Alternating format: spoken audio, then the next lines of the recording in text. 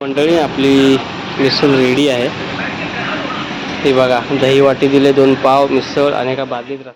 प्रत्येकानं व्यवसाय हा करायलाच हवा. मुळात म्हणजे मराठी माणसानं तरी व्यवसाय उतरायलाच पाहिजे. आता बाकी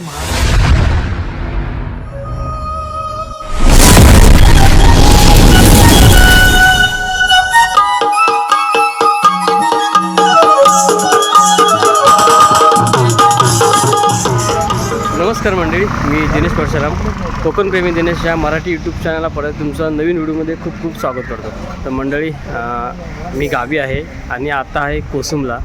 तर गावी एक छोटंसं काम होतं आणि कोसुमला येण्याचं कारण एक खूप वेगळं आहे. कारण आमचा एक भाऊ आहे अमित परशुराम, तर त्याचं एक हॉटेल आहे वैष्णवी स्नॅक कॉर्नर म्हणून. एक्झॅक्ट लोकेशन तुम्हाला हा संगमेश्वर रोड आहे आणि हा रोड जातो सरळ देवरुखला आणि कोसुम इथं स्टॉप आहे. तुम्हाला बॅनर बोर्ड दिसतो सर कोसुमचा. ह्या साईडला जातो रोड तो कोसुमला आणि सरळ जो देवरुखला आणि एक्झॅक्ट ह्या लोकेशनला इथे हॉटेल आहे स्नॅक कॉर्नर म्हणून. तर आपण हॉटेल बघूया आणि हॉटेल कोणाचं आहे, काय कसं आहे, काय काय मिळतं ते आपण सगळं आपल्या भावाशी बोलूया. तर मंडळी, हा आहे अमित परशुराम आणि आपला भाऊच आहे. त्याचं छोटासा बिझनेस आणि खूप धंदे केलेत अजूनपर्यंत आणि हा एक छोटासा धंदा. तर आपण त्याला सगळं डिटेलमध्ये विचारू. अमित, तुझं नाव सांगा ते. अमित अनंत परशुराम.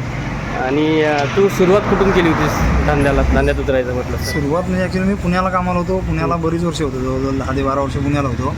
आणि तिथून मग हॉटेलची सुरुवात झाली आणि तिथून मग कुक म्हणून करत होतो. तिथं एवढं करताना मग माझ्या लक्षात आलं की एवढं आपण लोकांचा व्यवसाय करू शकतो, लोकांचा व्यवसाय वाढवू शकतो, तर मग आपण आपलं का नाही करू शकत. आणि त्यातून एक कल्पना आली की मग आपण आपलं सुरुवात करूया आणि त्याच्यानंतर मग इथून मी सुरुवात केली. तर मंडळी, ही जी संकल्पना आहे आणि आपल्याकडची मुलं तुम्हाला सांगतो जवळजवळ 99% लोक दुसऱ्यांच्या हॉटेलमध्ये वगैरे कामं करतात, दुसऱ्यांकडं कामं करतात.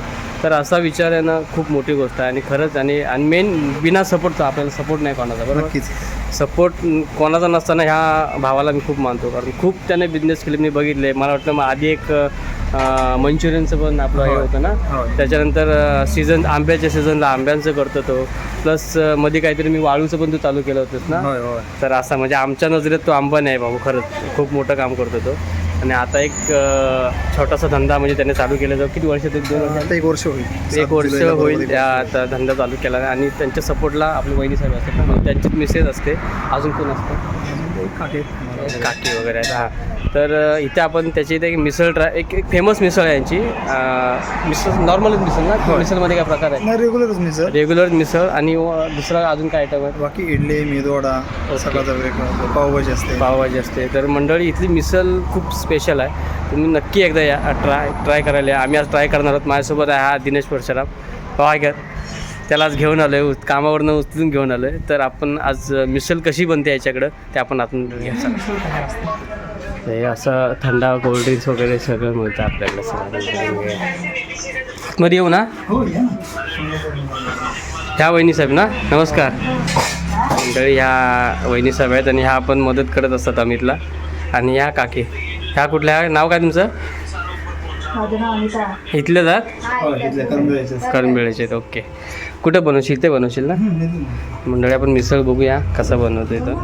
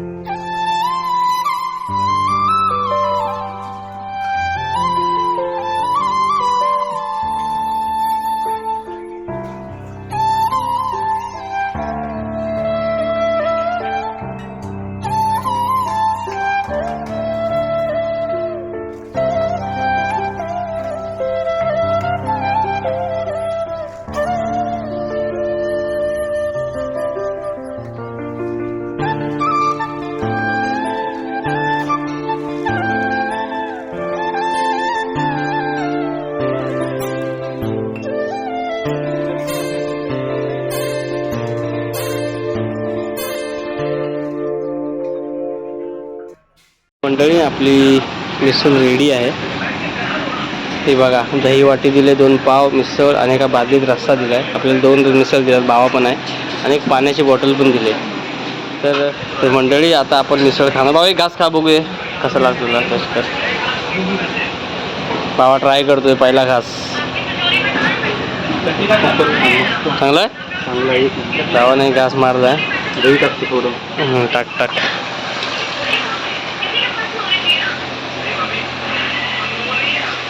ओके ना. मस्त एक नंबर. मंडळी मी पण आता ट्राय करतोय मिसळ. दाखवतो तुम्हाला. बाबांनी सुरुवात केला नाही. लिंबू पिळतो मस्त.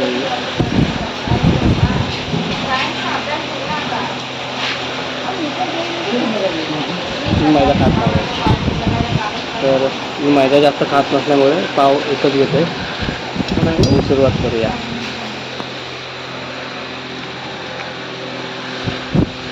खरंच मस्त आहे मिसळ.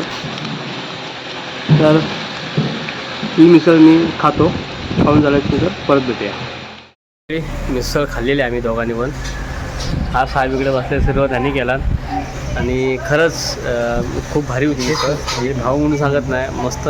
तुम्ही एकदा टेस्ट करा येऊन. खूप चांगली मिसळ होती आणि सोबत त्याने वडा पण दिला होता, बटाटा वडा. तो आम्ही खाल्ला. खूप छान आहे. तर आपण त्याचा कॉस्ट विचारूया. आम्ही आपला एक मिसळ पाव घ्यायला गेला तर किती कॉस्टली किती आहे? मिसळ 60. मिसळ पाव 60 रुपये आणि वडा पाव. ओके. मिसळ म्हणजे दही कंटिन्यू देतो. कंपल्सरी. ओके. तर 60 रुपये मंडळी मिसळ पाव आहे. म्हणजे दही वगैरे सगळं आणि पूर्ण रस्त्याची बाजू देतो तुम्ही बघितलं.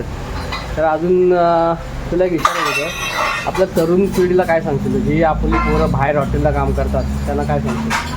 तरुण पिढीला सांगायचं एकच आहे की प्रत्येकानं व्यवसाय हा करायलाच हवा. मुळात म्हणजे मराठी माणसानं तरी व्यवसाय उतरायलाच पाहिजे. आता बाकी महाराष्ट्रात येऊन बाकी सगळेजण करतात, गुजरात येऊन मारवाडी हे सगळे करतात व्यवसाय. मग मराठी माणसाला करायला काय हरकत आहे? मराठी माणसाला करायला सुरुवात करताना मुळात त्यांच्या घरची पहिली गोष्ट अडवत असतात. बाबा हे करू नको, ते करू नको, धंद्यातून मुळात उतरूच नको, कोणाचं कर्ज काढू नको. मुळात काही गोष्टीत कर्ज काढल्याशिवाय धंदाही होत नाही. त्यामुळे धंदा किंवा एकदा तरी ट्राय करून बघायलाच पाहिजे. आता माझ्याबरोबरचे सुद्धा भरपूर जण असे आहेत की 10-15 रुपये हजार त्याच्यासाठी बाहेर कामाला जातात. पण त्यांनी इथे करून बघायला काय हरकत आहे? मग ते करून बघायलाच हवं. म्हणजे असा विचार सगळ्या पोरांनी केला पाहिजे.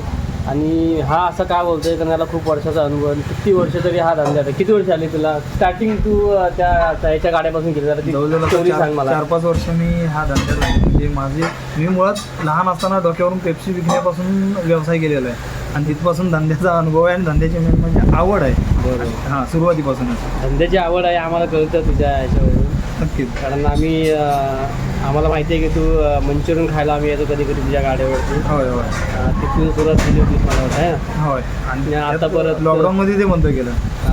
लॉकडाऊनमध्ये बंद केलं कारण लॉकडाऊनमध्ये सगळ्यांचंच बरेच जणांचे धंद्याचे म्हणजे बंदच करावे लागले कारण मार्केटच काही नव्हतं. विनाकारण भाडं वगैरे भरायला लागत होतं. त्यावेळीची परिस्थिती जरा वेगळी होती. सगळ्यांची लॉकडाऊनची परिस्थिती वेगळी होती. पण त्याच्यातूनही न खचता मी पुन्हा उभा राहिलो.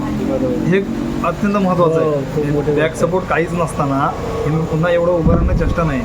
आणि त्याच्यातच म्हणजे महत्त्वाची सगळ्यात साथ ही माझ्या एक भावाची साथ, म्हणजे एकदम भयानक. म्हणजे भावाची साथ कुठल्याही याच्यात म्हणजे पैसा असेल किंवा बाकी काही असेल त्याचं एक बायकोची साथ हे असणंही गरजेचं आहे. आणि जेव्हा घरात भावाभावाचं बॉन्डिंग असतं ना, एक बॉन्डिंग असणं लय महत्त्वाचं आहे. ते बॉन्डिंग असेल तर आपण काही ना काही करू शकतो. हा एक महत्त्वाचा सपोर्ट होता. आणि सीझनमध्ये त्याच्याकडे आंबे असतात तर आंबे कसे करतो एक्सपोर्ट वगैरे? सीझनला माझ्याकडे जवळजवळ गुढीपाडव्यापासूनच आंबे असतात. हां, ते काय प्रत्येक ह्याच्यानुसार जवळजवळ हां रेट त्याच्यानुसार रेट ठरलेले असतात. प्रत्येक सीझनला प्रत्येक याला वेळेला रेट बदलत असतात. आणि मुळात म्हणजे आपण इथून पुणा, मुंबई, त्यानंतर सातारा, सांगली इकडे पण ट्रान्सफर करतो ऑर्डर असेल तर म्हणजे आंब्यांचा सीझन आता संपला आहे आणि अजून एक तो बिझनेस करतो घरी, गाई दुधाचा धंदा करतो. होय, दुधाचा. कुठल्या गाई आहेत तुझ्याकडे? त्या आता सध्या बंद आहे, पण माझ्याकडे HF जातीच्या गाई होत्या. तोही व्यवसाय चांगलाच आहे. फक्त त्या व्यवसायात कसं होतं, घरच्यांचं पाठबळ पाहिजे आणि त्या व्यवसायात फक्त एवढंच की कामगार मिळत नाही. लोकांचा गैरसमज आहे की शेण काढलं म्हणजे लोक मागं राहिले, असं एक गैरसमज आहे. पण अगदी तोही व्यवसाय चांगला आहे. चांगला आहे म्हणजे मंडळी तुम्हाला सांगतो, आता गावात जर सुरुवात असेल तर शेण मिळत नाही. नक्की काय दिवसांनी शेण विकत घ्यायला लागेल. काय वाटतं तुला? नक्कीच. आणि ते विकत घ्यायला पण गुरं तर पाहिजेत शिल्लक. पाहिजे. गुरंच शिल्लक नाही तर विकत घेणार कोणाकडून? हाही मोठा प्रॉब्लेम होता. तर अशी सगळी कथा आहे आपल्या आमच्या अमितची. तर नक्की या मंडळी इथे मिसळपाव ट्राय करायला. आणि ही व्हिडिओ मी इथे स्टॉप करतो आहे. आवडली तर नक्की लाईक करा, सपोर्ट करा आपल्या मराठी भावाला. आणि व्हिडिओ जर जास्तीत जास्त शेअर करा. आणि आपल्या चॅनल जर नवीन असाल तर सबस्क्राईब करायला विसरू नका, जेणेकरून नवीन व्हिडिओचं नोटिफिकेशन तुम्हाला तुमच्या फोनवरती मिळेल. तर पुन्हा भेटू एका नवीन व्हिडिओवर. तोपर्यंत